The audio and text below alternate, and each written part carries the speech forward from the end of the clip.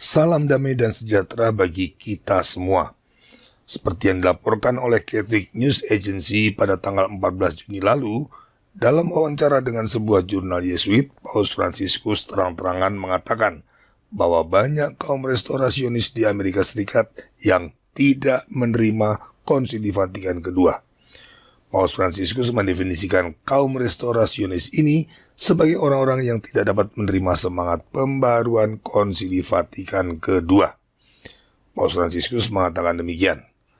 Restorasionisme muncul untuk membungkam konsili. Jumlah kelompok restorasionis ini, misalnya cukup banyak di Amerika Serikat, adalah signifikan. Lalu dia menambahkan, masalahnya justru ini. Dalam konteks tertentu, ajaran konsili belum diterima. Memang benar dibutuhkan waktu 1 abad bagi ajaran konsili untuk berakar. Maka kami masih memiliki 40 tahun untuk membuatnya berakar. Ini menarik. Di satu sisi, Paus Fransiskus mengakui bahwa setelah 60 tahun, pembaruan Konsili Vatikan kedua belum juga berhasil dan perlawanan terhadap konsili kini pengaruhnya semakin signifikan. Sebagai catatan, perlawanan terhadap konsili memang sudah ada sejak Konsili Vatikan kedua berakhir, misalnya seperti yang disuarakan secara konsisten oleh Monsinyur Marcel Lefebvre. Bedanya, dulu perlawanan mereka dianggap sebagai gangguan kecil bersifat sementara yang akan menghilang di telan waktu. Sementara menurut Paus Fransiskus, sekarang perlawanan mereka menjadi signifikan. Sayangnya, fakta ini tidak membuat Paus Fransiskus tergerak untuk melakukan introspeksi terhadap apa yang mungkin salah dengan Konsili Vatikan kedua. Sebaliknya, Paus Fransiskus tetap percaya bahwa masih ada waktu 40 tahun lagi untuk membuat ajaran konsili ini bisa berakar di gereja Katolik. Gagasan omong kosong tentang diperlukannya waktu 100 tahun untuk membuat ajaran Konsili Vatikan kedua berakar dalam gereja Katolik semata-mata diambil dari pandangan spekulatif Yves Congar, salah seorang teolog modernis Konsili Vatikan kedua. Tidak begitu jelas mengapa Paus Fransiskus lebih percaya pada spekulasi bodong dari seorang modernis liberal bernama Yves Congar ketimbang membuka mata pada fakta buah-buah buruk konsili yang terus bertambah.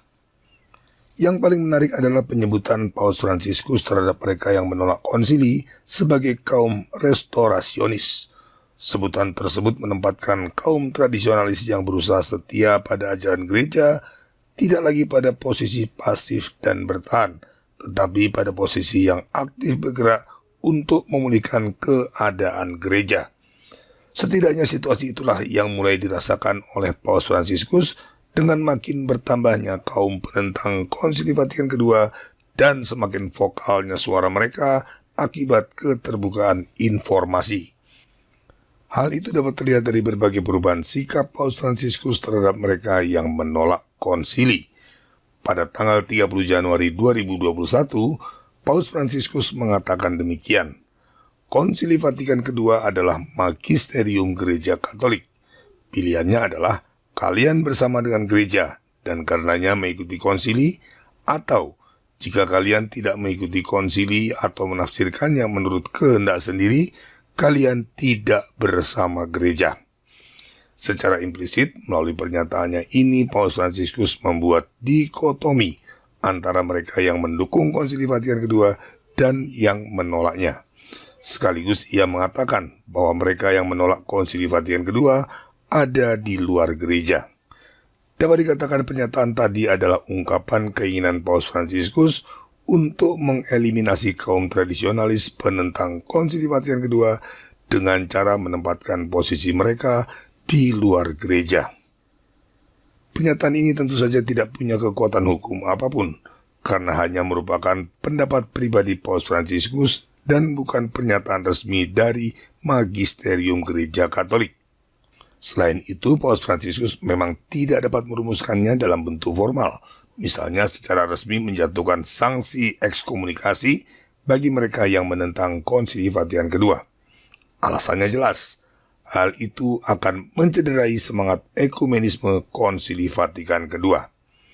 Bayangkan, bagaimana mungkin orang-orang yang setia pada ajaran gereja Katolik tetapi menolak Konsili Vatikan kedua dianggap berada di luar gereja. Sementara di saat yang sama, melalui semangat ekumenisme, gereja konsili berusaha merangkul orang-orang Kristen yang tergolong skismatik dan bidat sebagai bagian tak terpisahkan dari gereja. Ini seperti yang terungkap dalam katekese yang dilakukan Paus Fransiskus pada tanggal 2 Februari yang lalu. Berikut kutipan pernyataan Paus Fransiskus dalam katekese tersebut. Tidak ada yang bisa memisahkan diri mereka dari gereja. Kita semua adalah orang berdosa yang diselamatkan. Menurut Paus Fransiskus, semua orang yang sudah dibaptis adalah bagian dari gereja dan tidak dapat terpisahkan. Tentu saja ini pernyataan bidat karena ajaran gereja Katolik jelas mengatakan seseorang dapat terpisah dari gereja Katolik karena berbagai sebab. Apakah itu karena skismatik, bidat, murtad, atau karena berdosa berat maupun karena diekskomunikasi. Pernyataan bidat ini diperjelas lagi pada kesempatan yang sama. Bapa, mari kita pikirkan tentang mereka yang menyangkal iman, yang murtad, mereka yang menganiaya gereja, mereka yang menyangkal pembaptisan mereka. Apakah mereka juga ada di dalam? Ya, mereka juga. Mereka semua, para penghujat, semuanya. Jadi, menurut Paus Fransiskus, kaum skismatik seperti gereja ortodoks, kaum bidat seperti berbagai denominasi Protestan, dan semua orang Kristen yang telah murtad, bahkan juga para penghujat, tetap dipersatukan di dalam gereja. Konsekuensinya, bagaimana mungkin mereka yang mengimani seluruh ajaran gereja Katolik tetapi menolak Konsili Vatikan kedua harus dinyatakan ada di luar gereja? Tentu tidak mungkin. Suka atau tidak, hierarki gereja konsili harus menerima kaum tradisionalis yang menentang Konsili Vatikan kedua sebagai bagian dari gereja Katolik dan tidak dapat terpisahkan. Nah, inilah posisi dilematis hierarki gereja konsili yang sekaligus menjadi dasar kuat bagi para penentang konsili untuk tetap teguh dalam sikap mereka. Dengan demikian hierarki gereja konsili memang tidak akan dapat berbuat apapun terhadap kaum tradisionalis penentang konsili selain dengan menindas, mendiskreditkan, dan membuli mereka.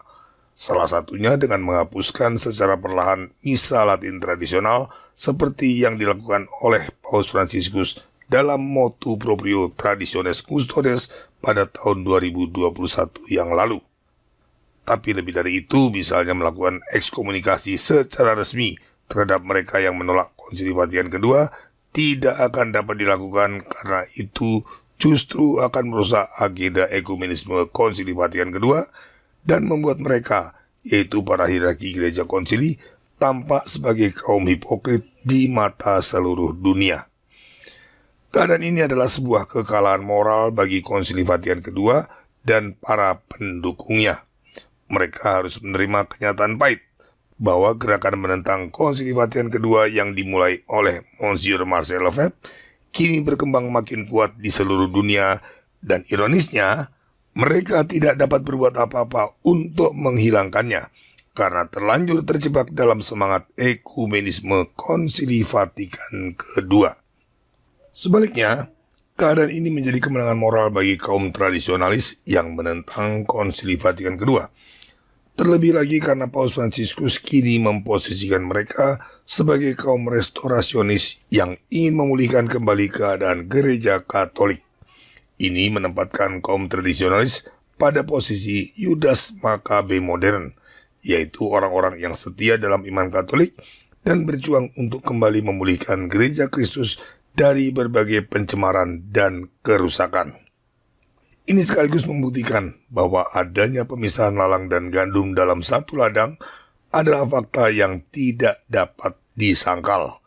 Juga pandangan Uskup Agung Vigano yang mengatakan adanya gereja paralel yang dibangun sejak Konsili Vatikan kedua ternyata memang benar adanya. Sekarang gandum dan lalang itu ada di dua kelompok ini. Kelompok pertama adalah mereka yang mendukung Konsili Vatikan kedua dan terus mengubah gereja Katolik dengan alasan mengikuti perkembangan zaman. Kelompok kedua mereka yang setia pada ajaran gereja Katolik tradisional dan sebagai konsekuensinya menentang Konsili Vatikan kedua serta ingin memulihkan kembali keadaan Gereja Katolik dari berbagai kerusakan. Lalu manakah gandum yang ditanam Tuhan? Mereka yang setia pada ajaran Gereja Katolik atau mereka yang mendukung Konsili Vatikan kedua dan segala perubahan yang diakibatkannya? Jawabannya tentu sangat jelas. Gandum yang ditanam Tuhan adalah mereka yang setia pada ajaran Gereja Katolik dan menolak Konsili Vatikan kedua. Sementara mereka yang mendukung Konsili Vatikan kedua tidak lebih dari lalang yang bibitnya ditaburkan si jahat. Dalam iman saya percaya bahwa dikotomi ini pada akhirnya akan menjadi pengenapan nubuat kitab suci tentang dua kelompok umat Tuhan, yaitu sisa umat yang jumlahnya sedikit namun setia dan mayoritas umat Tuhan yang menjadi murtad. Tentu saja Tuhan menghendaki kita menjadi sisa umatnya yang setia. Maka dari itu, segera tinggalkan Konsili Vatikan kedua dan jadilah bagian dari gandum yang sedikit namun setia, seperti yang dikehendaki Tuhan. Terima kasih atas perhatian Anda. Viva Christo Rey.